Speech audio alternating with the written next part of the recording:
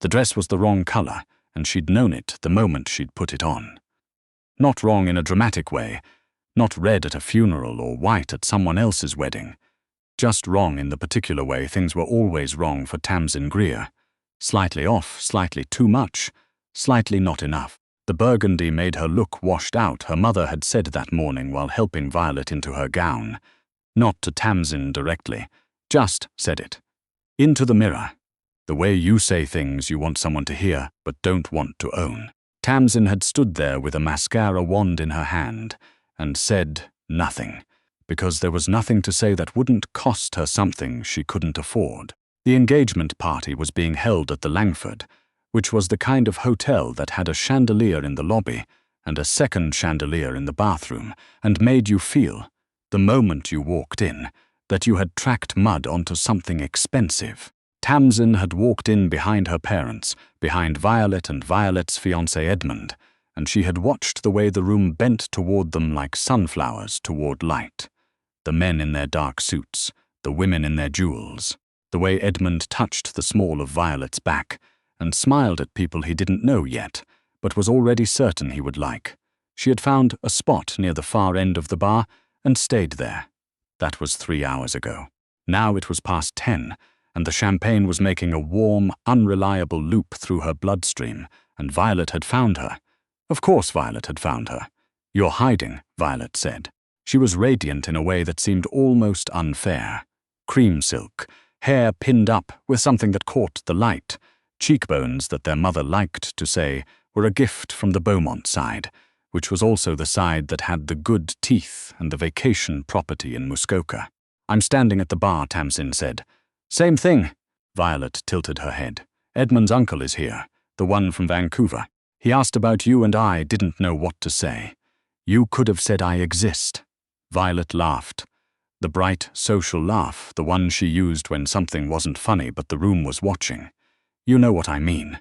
You don't exactly make yourself easy to." She stopped, looked at the dress. Something crossed her face that she didn't bother to hide. "That color really isn't doing you any favors, Tam. So I've heard. I'm just being honest. I know." Edmund's cousin said. Violet paused again, but not the way you pause when you're reconsidering, the way you pause for effect. "He said you looked like you came with the catering staff." The thing about cruelty delivered in a pleasant voice is that it takes a moment to land. There's a half-second delay, like thunder after lightning, where your brain is still processing the shape of the sentence before it understands what the sentence has done to you. Tamsin felt it land. She put her glass down on the bar, very carefully. The kind of careful that has nothing to do with the glass. "Right," she said. "I'm only telling you because I know why you're telling me." Violet's expression shifted into something that looked like concern and wasn't. "Are you okay? You seem—" "I'm fine. You always say that, and I'm always fine." Someone across the room called Violet's name, one of Edmund's aunts, waving with the enthusiasm of a woman who had already decided she liked her future niece-in-law, and Violet went. She went the way she always went, quickly, lightly, leaving the air slightly disturbed in her wake.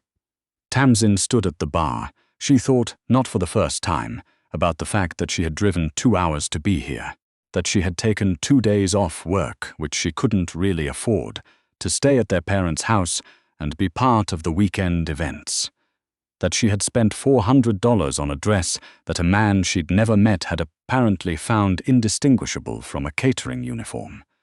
She picked up her glass again. Across the room, a man she hadn't noticed before was standing near the entrance to the private dining area, and he was watching her. Not the way men watched Violet. Violet got watched with a particular quality of attention, eager, angled forward, already calculating. This was different. This was the watching of someone who was not yet decided about something. Assessing. The way you look at a set of numbers before you commit to an interpretation. He was older than most of the guests. Somewhere in his mid-40s, she thought, though he had one of those faces where it was hard to be certain. All angles and economy, like something had been stripped out of him a long time ago and the bones had simply rearranged to compensate. His suit was dark. His jaw needed attention. There was a quality to how he stood, very still in a moving room, that made the people around him seem somehow louder and less substantial. She looked away first. She was good at looking away first. She'd had a lot of practice. His name was Hardy Vane. She didn't know that yet. What she knew was that 10 minutes after she'd looked away, he was standing 2 feet to her left at the bar, ordering something that wasn't champagne, and that he hadn't looked at her again, which somehow made the not looking feel more deliberate than the looking had. "You've been here since 8, he said. She turned. He was staring at the bar, not at her. "I have," she said. "You haven't moved in 3 hours. I'm very committed to this spot." Something shifted in his expression. Not a smile, more like the structural precondition for one. "Most people work the room at these things. I'm not most people." "No," he said, and he said it like he was confirming something he'd already noted. "You're not." The bartender brought his drink. He didn't touch it right away. "You're the sister," he said. "That's one way to put it, the older one. By 4 years. The one who didn't come up in the rehearsal dinner toast." She felt something tighten in her chest. Not surprise. She'd heard the toast. She'd sat 3 seats down from the podium and listened to her father talk about Violet for 7 minutes. About how Violet had always known what she wanted, how she'd found Edmund and known immediately, how watching her daughter become this woman had been the... And here his voice had done something complicated, and the room had breathed, had been the greatest privilege of his life. Tamsin had started counting the centerpiece flowers. There were 11. She'd counted them twice. "I wasn't at the rehearsal dinner," she said. He looked at her now. Directly. "Why not?" "I had to work." This was true. It was also the version of the truth she preferred over the other version, which was that she hadn't been asked. He seemed to consider this. His drink sat untouched on the bar between them. She noticed his hands. She noticed hands. It was a habit. The hands told you things about a person's history that the face had learned to hide. His were not the hands of someone who had spent his life behind a desk. There was a scar along the outside of his left thumb, faded to silver, and 2 of his knuckles had been broken at some point and healed slightly wrong. "What do you do?" he said. It wasn't quite a question. "Forensic accounting." Something changed in his face, very small, very fast. She almost missed it. "For who?" "A firm in Ottawa. Mostly insurance fraud. Some corporate." "What kind of corporate?" She looked at him steadily. "The kind where someone is moving money somewhere it isn't supposed to go." He picked up his drink. "And you find it?" "I find it," she said. "Every time." He took a slow drink. Put the glass back down. There was a long pause that didn't feel uncomfortable so much as occupied, like he was doing something in it, something she wasn't privy to. "You looked at the files on that table," he said, "an hour ago. When the room cleared out for the toast." She had.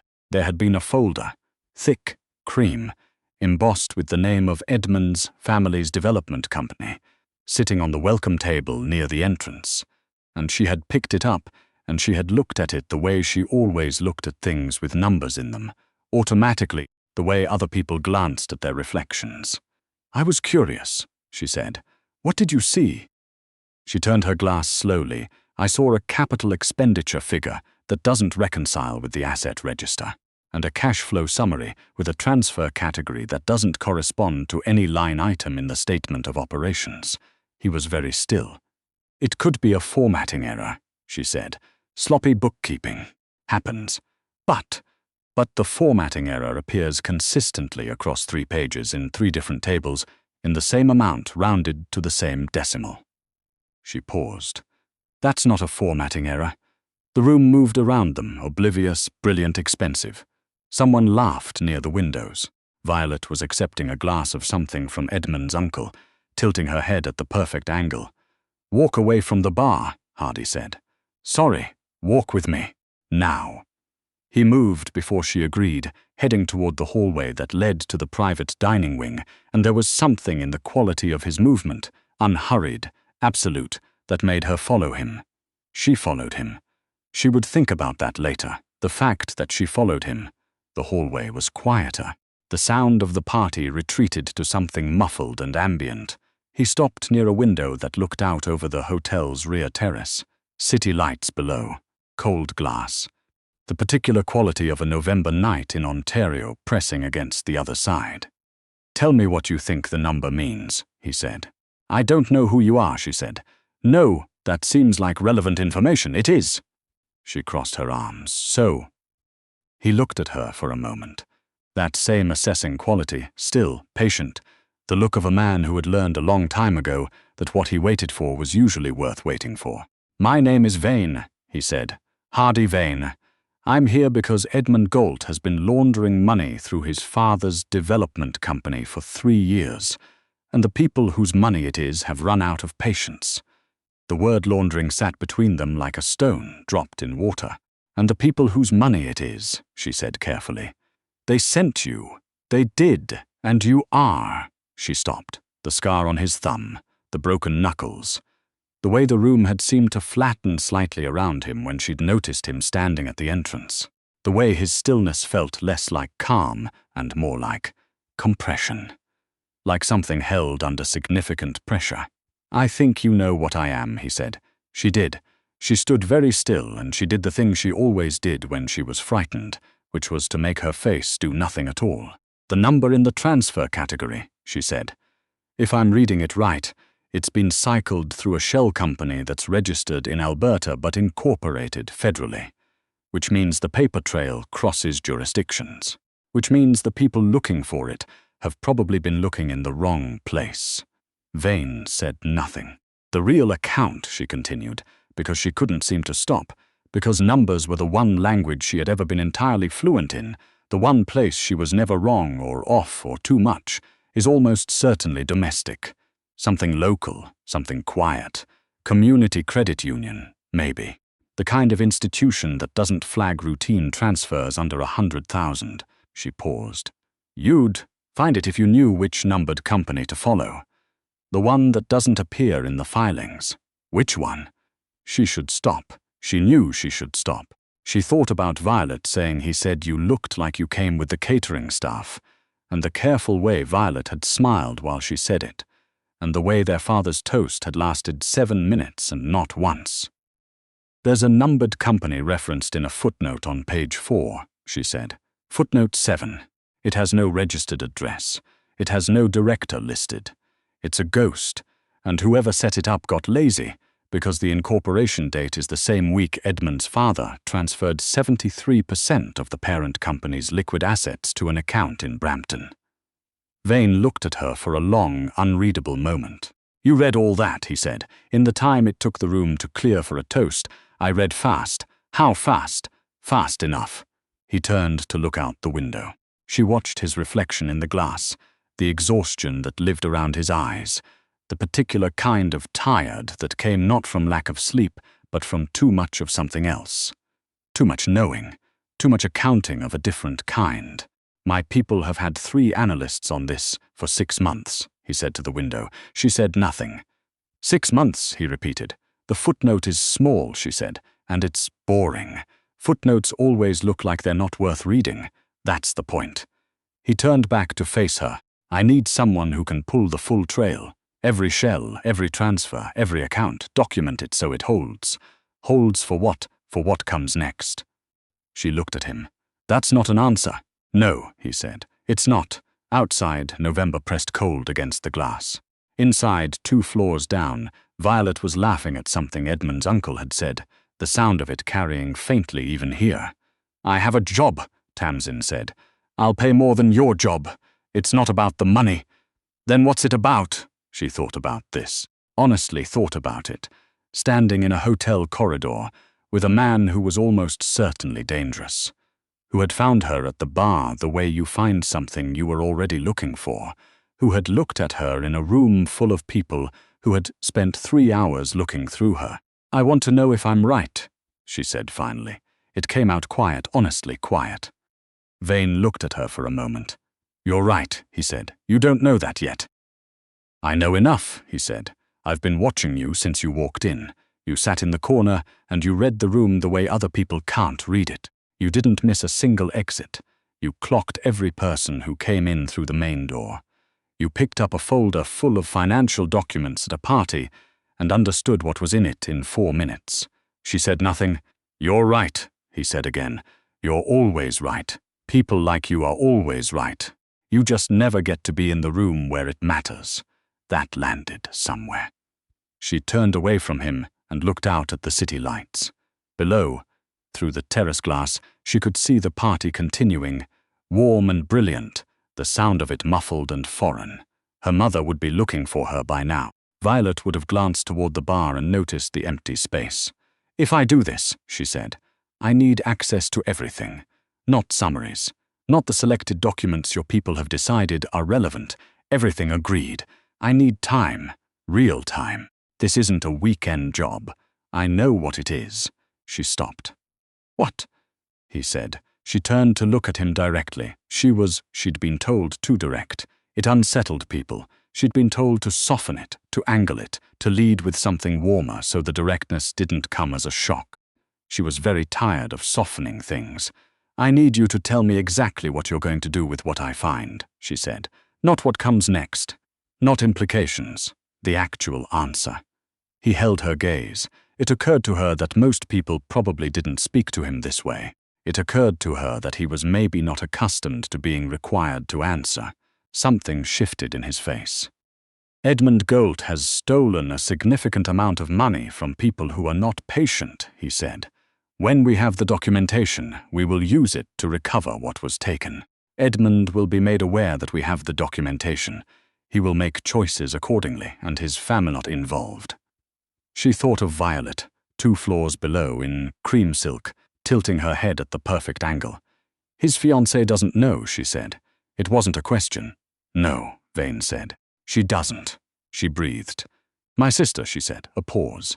Something moved across his face, brief quiet. "I know," he said.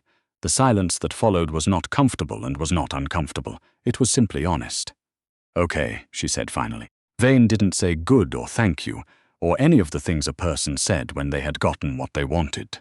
He simply nodded, once, the way you acknowledge a decision that both parties understand cannot be taken back. "I'll have a car here in 20 minutes, he said. "If you want to leave before that, to say goodbye to anyone." "No," she said. He looked at her.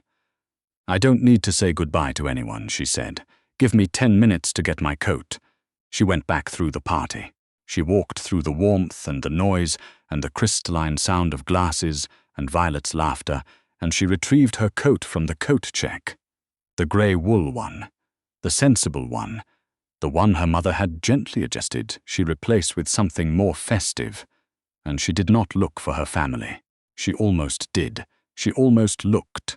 She stood for just a moment near the edge of the main room, and she watched Violet standing in the center of everything, luminous and sure and entirely at home in this room that had never once felt like home to Tamsin, and she thought, "I found something you missed. You were all here, and you missed it, and I found it in 4 minutes." And then she turned and walked back toward the hallway. Vane was standing exactly where she'd left him. He hadn't moved. She had a feeling he never moved until he had decided to, and once he decided, nothing redirected him. He looked at her coat. "Grey," he said. "It's warm." "I wasn't criticizing." You had a look. Something crossed his face again, that structural precondition for a smile. "I don't have looks." "You have very specific looks," she said. "You just haven't been around someone who noticed before." He was quiet for a moment. "Ready?" he said. She pulled on her coat. She thought about the dress, the burgundy, the wrong color, the dress that had looked like catering. She thought about $400 and 2 days off work and 11 flowers in a centerpiece. "Yes," she said.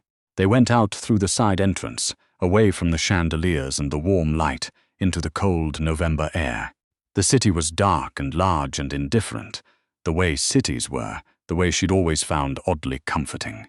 A black car was already waiting at the curb, engine running. Vane opened the door. She stopped, looked at him. "You opened the door," she said. He met her eyes. "I open doors, not the impression I had." "Impressions aren't always accurate," he said. "That's the first thing you learn in my line of work. What looks like one thing is often something else entirely." She held his gaze for a moment. Then she got in the car.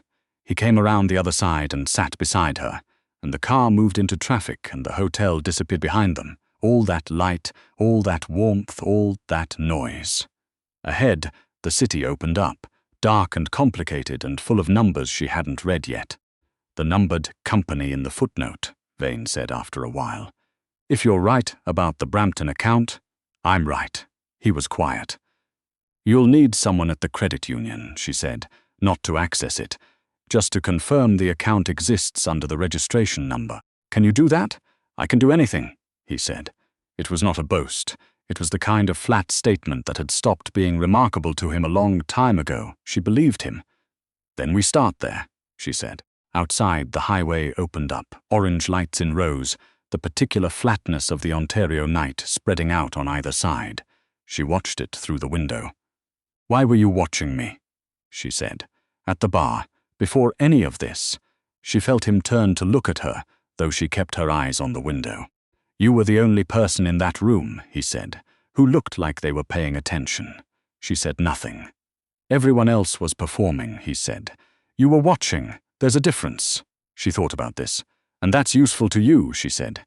"Yes," he said. "That's all." A pause. Long. The kind of pause that had weight. "I didn't say that's all," he said. She turned to look at him. His face was angled toward the window, now, jaw tight. The city lights moving across him in slow orange intervals. He looked tired in that particular way. The way that had nothing to do with tonight, and everything to do with all the nights before it. He looked like a man who had been carrying a long weight for a very long time, and had gotten very good at not showing it. She looked back at the window. Outside, the highway kept going. The numbers were waiting for her somewhere up ahead, in a file room, in a credit union ledger, in a footnote small enough that 6 months of analysts had looked right past it. They were waiting, the way numbers always waited, patient and absolute and entirely without mercy. She was going to find every last one, and for the first time in a long, long time, she thought. Sitting in a car in the dark with a dangerous man and a grey coat that was at least extremely warm, she thought that she might be exactly where she was supposed to be.